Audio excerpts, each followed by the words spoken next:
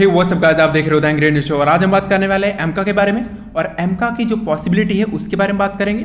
और अगर आपने एमका की डिटेल वीडियो नहीं देखी है तो जाके एमका की डिटेल वीडियो भी देख लेना और इंस्टाग्राम पे भी जाके फॉलो कर लो। तो अब बात कर लेते हैं इसके टाइमलाइन को लेके।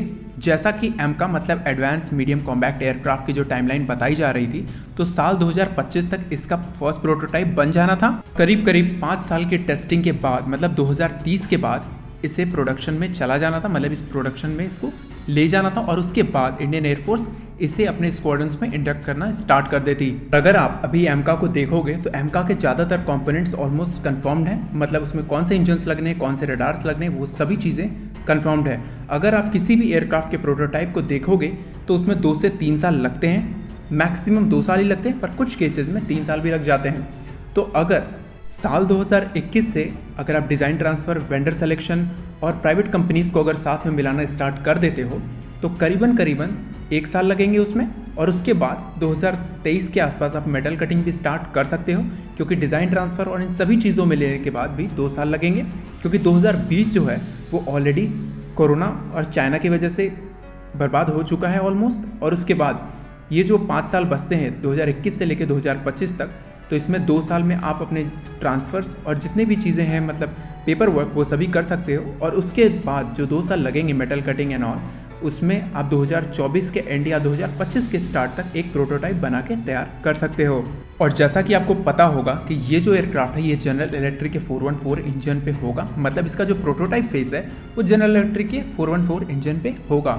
तो इसके लिए इंजन्स कन्फर्म है और इसके लिए रडार्स भी कन्फर्म है। तो अगर इंजन पर कंफर्म है और 2025 तक अगर आपको इसको बनाना है, और वो भी स्टेल्थ नहीं बनाना है स्टार्ट में, आप सिर्फ इसके फ्लाइट मॉडल को टेस्ट करने वाले हो, मतलब इसे उड़ाकर देखने वाले हो, तो ये इजीली अचीव किया जा सकता है। और बात करते हैं इंडियन एयरफोर्स के चीफ ने लास्ट इसके बारे में मतलब एमका के बारे में कब बात की थी, तो इसके बारे में जो लास्ट अपडेट आई थी वो मई में आई थी। और तब उन्होंने कहा था कि इंडियन एयरफोर्स 100 एमका खरीदेगी और करीबन 200 से ज़्यादा तेजस इंडियन एयरफोर्स में शामिल किए जाएंगे। और उसके बाद उन्होंने कहा था कि HAL, ADA और एक प्राइवेट कंपनी इसमें मिली रहेगी, मतलब एमका बनाने में मिली रहेगी, और ये तीनों कंपनीज मिलके ही एमका बनाएंगी। तो इस वजह से ही इसकी जो टाइमलाइन है वो 2024 तक होने वाली है। और अब बात कर लेते हैं मार्क 2 और मार्क 1 जो एमका का आने वाला है उसके कन्फ्यूज़न के बारे में। काफ़ी लोगों को लगता है जो एमका मार्क 1 आएगा वो बेसिकली 5th जनरेशन का फाइटर होगा और एमका मार्क 2 जो आएगा वो 6th जनरेशन का फाइटर होगा। बेसिकली एमका जो आने वाला है इसमें मार्क 1 और मार्क 2 की कोई भी बात नहीं की गई है। एमका जो आएगा वो 5.5 जनरेशन का फाइटर आएगा और ये सिर्फ एक ही फाइटर आएगा।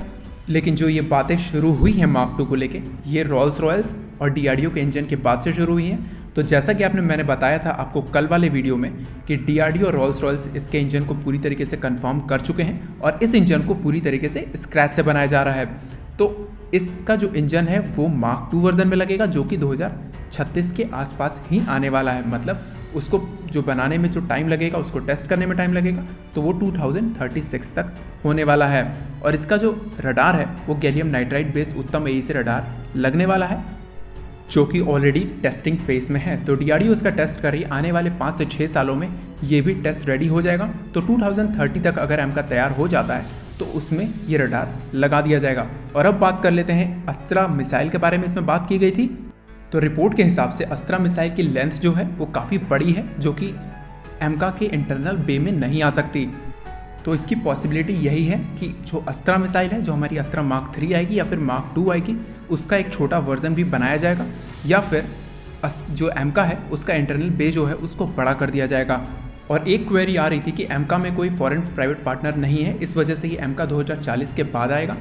तो इसमें मैं एक चीज़ कहना चाहता हूँ कि DRDO और ADA इसे मिलकर बना रही है एक प्राइवेट कंपनी के साथ, तो इसमें बिल्कुल डिले होने के चांसेस नहीं हैं। और बात रही फॉरेन प्राइवेट पार्टनर की, तो फॉरेन प्राइवेट पार्टनर अगर ज़रूरत पड़ी तो इंडियन एयरफोर्स उन्हें भी शामिल कर लेगी। लेकिन जैसा कि टाइमलाइन है उसी हिसाब से ये टाइमलाइन पे काम करेगी। और बात रही डिले होने की, तो एट द एंड HAL के पास अगर ये प्रोटोटाइप पहुंचता है जैसे कि इंडियन एयरफोर्स की रिक्वायरमेंट होगी, तो उस वक्त तक हमारे तेजस और TPWF बन रहे होंगे, आई मीन ऑलरेडी कंस्ट्रक्शन में होंगे। तो एमका की जो टाइमलाइन है वहाँ से ज़रूर डिले हो सकती है अगर इस चीज़ को अभी से टैकल नहीं किया गया तो। लेकिन DRDO और ADA की तरफ से कोई डिले नहीं होगा। तो आज के वीडियो को इतना ही। अंत तक वीडियो को देखने के लिए धन्यवाद। जय हिंद।